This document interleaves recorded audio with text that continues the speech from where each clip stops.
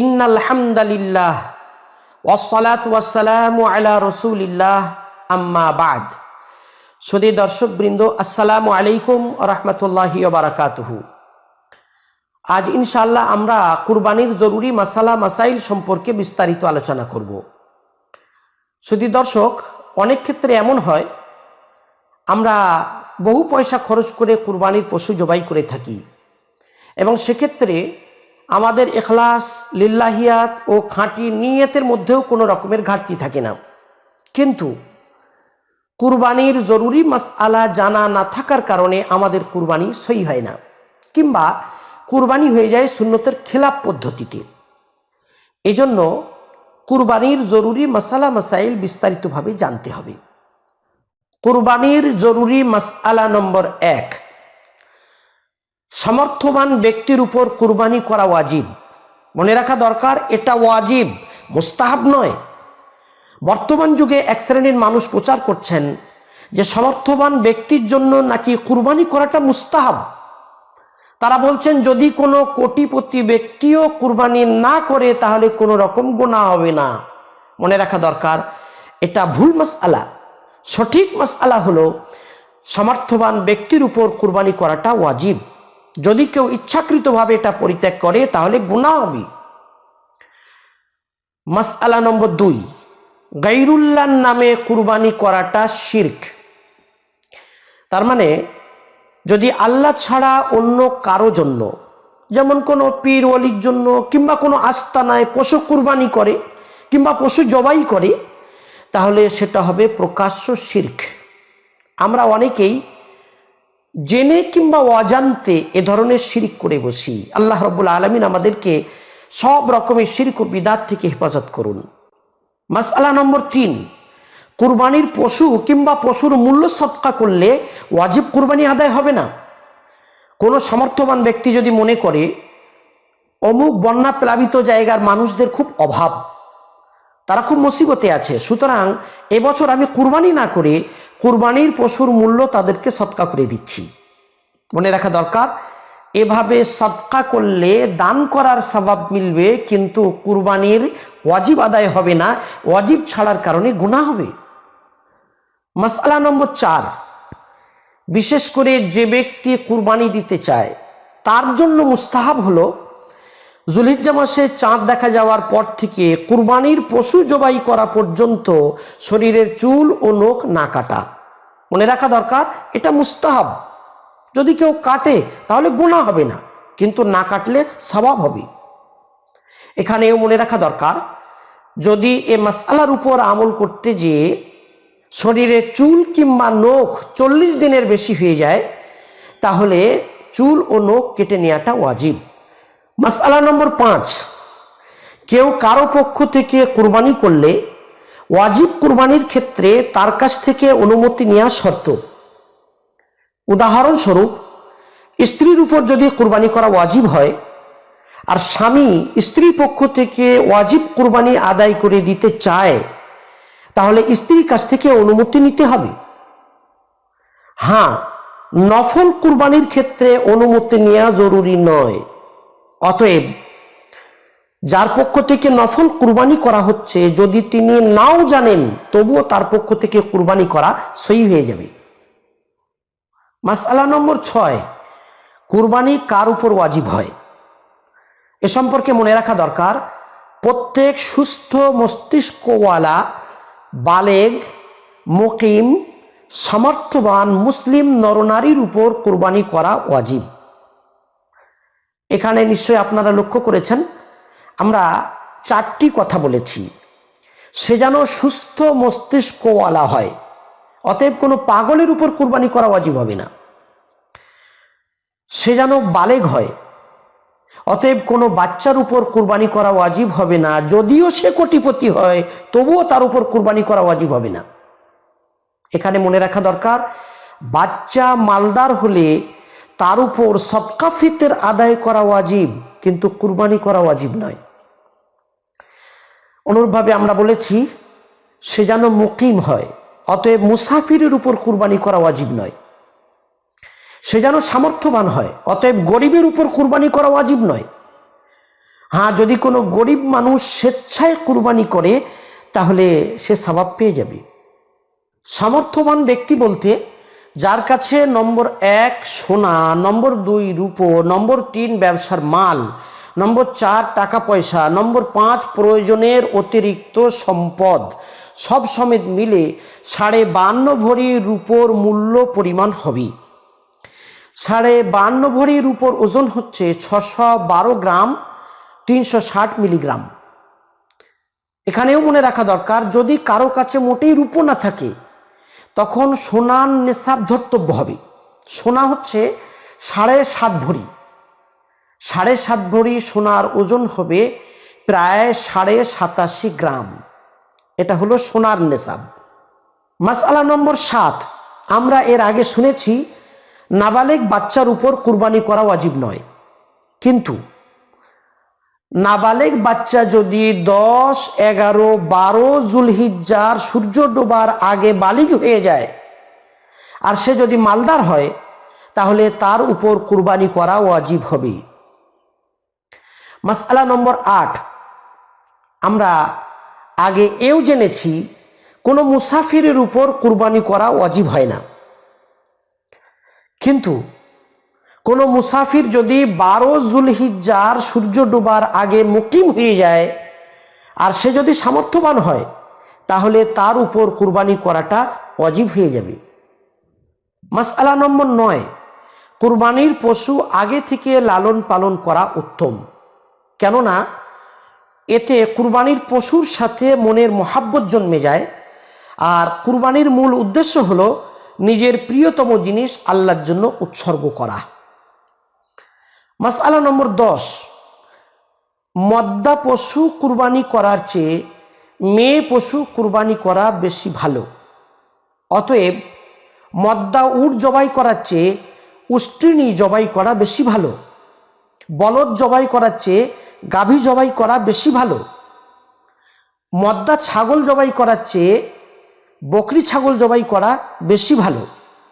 যদিও মদ্দা পশু জবাই করায় কোনো আপত্তি নেই, স্বয়ং রাসূলুল্লাহ সাল্লাল্লাহু আলাইহি ওয়াসাল্লাম একবার 2টি খাসি ছাগল জবাই করেছিলেন। বোঝা গেল মদ্দা পশু জবাই করা আপত্তিবিহীনভাবে জায়েজ যাচ্ছে। মাসআলা নম্বর 11, কুরবানির পশুর বয়স সম্পর্কে মনে রাখা দরকার। ছোট পশু অর্থাৎ ছাগল, ভেড়া ও দুম্বা 1 বছরের হতে হবে, গরু ও মহিষ হতে হবে 2 বছরের, আর উট হতে হবে কমপক্ষে 5 বছরের। এও মনে রাখা দরকার, ছোট পশুর মধ্য থেকে বিশেষ করে ভেড়া ও দুম্বা এই 2টি পশুর বয়স যদি 6 মাসের বেশি হয় আর 1 বছরের মতো মোটা তাজা হয় তাহলে সেই ভেড়া ও দুম্বার কুরবানি করা জায়েজ আছে। মনে রাখতে হবে এটা বিশেষ করে ভেড়া ও দুম্বা সম্পর্কে মাসআলা, ছাগলের মাসআলা এটা নয়। ছাগলের বয়স কমপক্ষে 1 বছর হতে হবে, 1 বছরের একদিনও কম হলে সেই ছাগলের কুরবানি করা জায়েজ হবে না। মাসআলা নম্বর 12, পশুর বয়স পুরো হলে দেখতে ছোট মনে হলেও কুরবানি করা জায়েজ আছে। এও মনে রাখা দরকার, দাঁত হওয়া শর্ত নয়, যদি বয়স পুরো হয় আর দাঁত নাও হয় তবু সেটা কুরবানি করা যাবে। মাসআলা নম্বর 13, জার্সি গরু কুরবানি করা জায়েজ আছে। জার্সি গাভীর দুধ খাওয়া, গোশত খাওয়াও হালাল, এতে কোনো অসুবিধে নেই। মাসআলা নম্বর 14, কুরবানির পশুর দুধ দোয়া জায়েজ নেই। যদি কেউ দুধ দোয় তাহলে সেই দুধ কিংবা দুধের মূল্য সদকা করাটা ওয়াজিব হবে। মাসআলা নম্বর 15, কুরবানির পশু কেমন হতে হবে এ সম্পর্কে মনে রাখা দরকার। অন্ধ ও কানা পশু কুরবানি করা জায়েজ নেই। হ্যাঁ, টেরা পশু কুরবানি করা জায়েজ আছে। মাসআলা নম্বর 16, কোনো পশুর মুখে যদি মোটেই দাঁত না থাকে তাহলে সে পশু কুরবানি করা যাবে না। যদি অধিকাংশ দাঁত থাকে আর কিছু দাঁত পড়ে যায় তাহলে সে পশু কুরবানি করা যাবে। মাসআলা নম্বর 17, যদি কোনো পশুর জন্ম থেকে লেজ না থাকে তাহলে এরূপ পশু কুরবানি করা যাবে না। আর যদি এমন হয় যে কোনো পশুর জন্ম থেকে লেজ ছিল কিন্তু পরবর্তীতে 3 ভাগের 1 ভাগ কেটে গেছে, তাহলে এরূপ পশু কুরবানি করা যাবে না। মাসআলা নম্বর 18, যে পশুর জন্ম থেকে শিং নেই সে পশু কুরবানি করা জায়েজ আছে।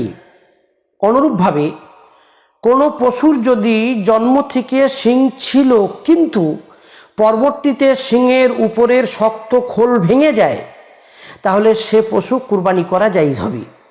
তবে শিং সম্পূর্ণটাই গড়া থেকে যদি ভেঙে যায় সে পশু কুরবানি করা জায়েজ হবে না।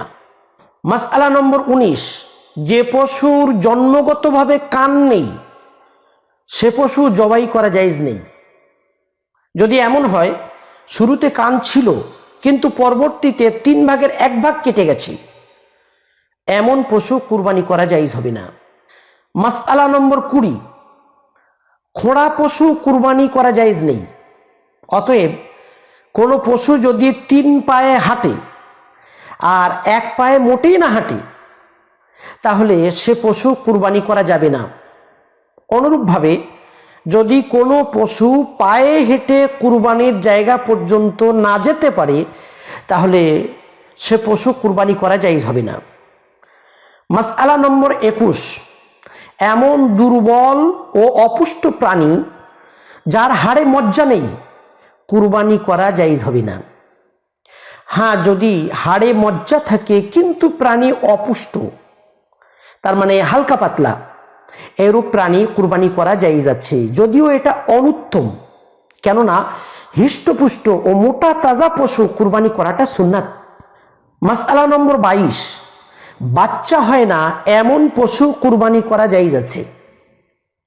মাসআলা নম্বর 23, যদি জবাই করার জন্য প্রস্তুত করতে যেয়ে কুরবানির পশুর শরীরে কোনো রকম দোষ পয়দা হয়ে যায়, যেমন পশুর পা ভেঙে গেছে, তাহলে এরূপ পশু কুরবানি করা জায়েজ আছে। মাসআলা নম্বর 24, পশু কুরবানি করার সময় কতক্ষণ এ সম্পর্কে মনে রাখা দরকার। যুলহিজ্জা মাসের 10 তারিখে ঈদুল আজহার নামাজ পড়ার পর থেকে শুরু করে 12 তারিখের সূর্য ডোবার আগে পর্যন্ত পশু কুরবানি করা যায়। প্রথম দিনে কুরবানি করা বেশি ভালো, তারপর দ্বিতীয় দিনে বেশি ভালো, তারপর তৃতীয় দিনে। রাতের বেলায় পশু কুরবানি করা অনুত্তম। এও মনে রাখা দরকার, শহর ও জনবহুল গ্রামে যেখানে ঈদের নামাজ হয় সেখানে ঈদের নামাজের আগে পশু কুরবানি করা জায়েজ নেই। যদি ঈদের নামাজের আগে পশু কুরবানি করা হয় তাহলে সেটা হবে স্বাভাবিক জবাই, কুরবানি হবে না। মাসআলা নম্বর 25, কুরবানির পশু নিজে হাতে জবাই করা মুস্তাহাব। এক্ষেত্রে যদি কেউ নিজে জবাই না করতে পারে তাহলে জবাইয়ের সময় সেখানে উপস্থিত থেকে সহযোগিতা করাটা মুস্তাহাব। মাসআলা নম্বর 26, পশু জবাই করার সময় যতটা সম্ভব হয় পশুকে কম কষ্ট দেওয়ার চেষ্টা করতে হবে। অতএব পশু জবাই করার আগে ছুরি তেজ করে নিতে হবে। এক্ষেত্রে মনে রাখা দরকার যেন পশুর সামনে ছুরি ধার না দেওয়া হয়। অনুরূপভাবে একটি পশুর সামনে অপর পশুকে যেন জবাই না করা হয়। ফুকাহে ইকরাম বলেছেন, পশু জবাই করার আগে পশুকে পানি পান করানোটা মুস্তাহাব। মাসআলা নম্বর 27, উট দাঁড় করানো অবস্থায় নাহার করা ও অন্যান্য পশু জমিনে শুইয়ে দিয়ে জবাই করাটা সুন্নাত। নাহার বলতে উটকে দাঁড় করানো অবস্থায় গলায় ছুরি মেরে রক কেটে দেয়া, এটা সুন্নাত। অন্যান্য পশু জমিনে শোয়ানোর ক্ষেত্রে কিবলামুখী করে শোয়ানোটা সুন্নাত। ইচ্ছাকৃতভাবে এর খেলাপ করা মাকরুহ। মাসআলা নম্বর 28, কুরবানির পশু জবাই করার সময় জবাইকারীর মুখ থাকবে কিবলার দিকে, এটা সুন্নাত। মাসআলা নম্বর 29, বিসমিল্লাহি আল্লাহু আকবার বলে পশু জবাই করা সুন্নাত। পশু জবাই করার সময় আল্লাহর নাম নেওয়াটা জরুরি। অতএব যদি কেউ শুধু বিসমিল্লাহ বলে জবাই করে কিংবা শুধু আল্লাহু আকবার বলে জবাই করে তাহলে পশু হালাল হয়ে যাবে, কিন্তু এ তরিকাটা সুন্নতের খিলাফ। সুন্নত হলো বিসমিল্লাহি আল্লাহু আকবার, এই দুটি কথা বলে পশুর গলায় ছুরি চালানো। মাসআলা নম্বর 30, কয়েকজনের শরীকে কুরবানি করার ক্ষেত্রে পশু জবাই করার সময় সমস্ত শরীকদের নাম নির্দিষ্ট করে তাদের পক্ষ থেকে কুরবানির নিয়ত করা জরুরি। মনে রাখা দরকার, মনে মনে নিয়ত করাটাই যথেষ্ট, নিয়ত মুখে উচ্চারণ করা জরুরি নয়। মাসআলা নম্বর 31, সুদখোরের সাথে কুরবানিতে শরীক না হওয়া উচিত, কেননা এক্ষেত্রে সুদখোর যদি হারাম মাল দ্বারা কুরবানি করে তাহলে কারো কুরবানি সহি হবে না। মাসআলা নম্বর 32, কুরবানির পশু জবাই করার জন্য পারিশ্রমিক নেওয়া জায়েজ আছে, তবে এক্ষেত্রে অবশ্যই মনে রাখতে হবে পশু জবাই করার আগে পারিশ্রমিকের পরিমাণ সুনির্দিষ্ট করতে হবে। অনেক জায়গায় দেখা যায় মহল্লার মানুষেরা ইমাম সাহেবের দ্বারা পশু জবাই করে নেন। ইমাম সাহেব জানেন আমি পারিশ্রমিক নিয়ে জবাই করছি, মহল্লার মানুষেরাও জানেন যে আমরা পারিশ্রমিক দিয়ে জবাই করে নিচ্ছি, কিন্তু পারিশ্রমিক কত কেউ জানে না। মহল্লার মানুষের যতটা দয়া হয় তারা ততটা পারিশ্রমিক হিসাবে দেন, এটা ইমাম সাহেবের পাওনা ও পারিশ্রমিক। মনে রাখা দরকার এ তরিকাটা অবৈধ। এ অবৈধ প্রচলন থেকে বেরিয়ে আসার একটা সহজ উপায় এও হতে পারে যে মসজিদ কমিটি ইমাম সাহেবের সাথে আলোচনা করে ঘোষণা করে দেবে এবছর যারা ইমাম সাহেবের হাত মারফত পশু জবাই করতে চান তারা বড় পশুর জন্য এত ও ছোট পশুর জন্য এত দেবেন। মনে রাখা দরকার পশু জবাই করার আগে এভাবে জবাইয়ের পারিশ্রমিক সুনির্দিষ্টভাবে নির্ধারণ করা জরুরি, অন্যথায় পশু জবাই করার এ পদ্ধতিটি হবে অবৈধ। হ্যাঁ, কুরবানি জায়েজ হয়ে যাবে। মাসআলা নম্বর 33, কুরবানির পশুর গোশত 3 ভাগে ভাগ করা মুস্তাহাব। 1 ভাগ নিজের জন্য, আর 1 ভাগ আত্মীয়দের জন্য, আর তৃতীয় 1 ভাগ গরিব মিসকিনদের জন্য। এভাবে ভাগ করাটা মুস্তাহাব, এটা ওয়াজিব নয়। অতএব যদি কেউ এভাবে ভাগ না করে তাহলে কোনো গুনাহ হবে না। মাসআলা নম্বর 34, কুরবানির পশুর চামড়ার মাসআলা। মনে রাখা দরকার কুরবানির পশুর চামড়া যদি বিক্রি করা হয় তাহলে বিক্রয়ের মূল্য গরিব মিসকিনদেরকে দিয়ে দেওয়াটা ওয়াজিব। আর যদি বিক্রি না করা হয় তাহলে 3 রকম পন্থায় ওটা ব্যবহার করা যেতে পারে। নম্বর 1, নিজে ব্যবহার করা যেতে পারে, যদি দাবাগাত দিয়ে মুসাল্লা বানায় কিংবা যেখানে চামড়া লাগানো যায় সেই রকম কোনো জায়গায় যদি নিজে ব্যবহার করতে চায় ব্যবহার করতে পারে। নম্বর 2, কাউকে যদি হাদিয়া দিতে চায় হাদিয়া দিতে পারে, মালদারকেও হাদিয়া দিতে পারে। নম্বর 3, গরিব মিসকিনদেরকে দান করে দেওয়াও জায়েজ আছে। তবে যদি চামড়া বিক্রি করে দেয়া হয় তাহলে বিক্রয়ের মূল্য গরিব মিসকিনদেরকে দিয়ে দেওয়াটা ওয়াজিব। মাসআলা নম্বর 35, কুরবানির পশু ও যে কোনো পশু জবাই করার আগে পশুর চামড়া বিক্রি করাটা হারাম। এখনো পশু জবাই করা হয়নি কিন্তু পশুর চামড়া দরদাম করে বিক্রি করে দেয়া হয়েছে, এটা হারাম পদ্ধতি। বৈধ ও সঠিক পদ্ধতি হলো পশু জবাই করার পর শরীর থেকে চামড়া আলাদা করে সেটা বিক্রি করতে হবে। মাসআলা নম্বর 36, কাউকে পারিশ্রমিক হিসাবে কুরবানির পশুর চামড়া কিংবা চামড়ার মূল্য দেয়া জায়েজ নেই। যদি কসাইকে কিংবা ইমাম মুয়াজ্জিনকে অথবা বাড়ির কোনো খাদেমকে পারিশ্রমিক হিসাবে কুরবানির পশুর চামড়া কিংবা চামড়ার মূল্য দেওয়া হয় তাহলে এটা জায়েজ হবে না।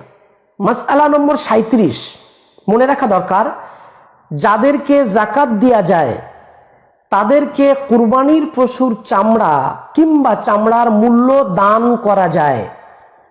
অতএব কোনো অমুসলিমকে কুরবানির পশুর চামড়া দান করা যাবে না, কেননা কোনো অমুসলিমকে যাকাত দেয়া যায় না।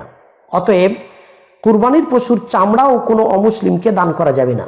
মাসআলা নম্বর 38, অমুসলিমকে কুরবানির গরুর গোশত দেয়া জায়েজ আছে। মাসআলা নম্বর 39, কুরবানির পশুর দড়ি সদকা করে দেওয়াটা মুস্তাহাব। হ্যাঁ, যদি দড়ি বিক্রি করে দেওয়া হয় তাহলে মূল্য গরিব মিসকিনদেরকে সদকা করে দেওয়াটা ওয়াজিব। মাসআলা নম্বর 40, মৃত ব্যক্তির পক্ষ থেকে কুরবানি করা জায়েজ আছে। বর্ণিত আছে হযরত আলী রাদিয়াল্লাহু আনহু নিজের পক্ষ থেকে একটি দুম্বা ও রাসূলুল্লাহ সাল্লাল্লাহু আলাইহি সাল্লামের পক্ষ থেকে আরেকটি দুম্বা কুরবানি করতেন। অতএব সামর্থ্যবান ব্যক্তিদের জন্য মুস্তাহাব হলো রাসূলুল্লাহ সাল্লাল্লাহু আলাইহি সাল্লামের পক্ষ থেকে কুরবানি করা, অনুরূপভাবে নিজের মৃত আত্মীয় স্বজনদের পক্ষ থেকে কুরবানি করা।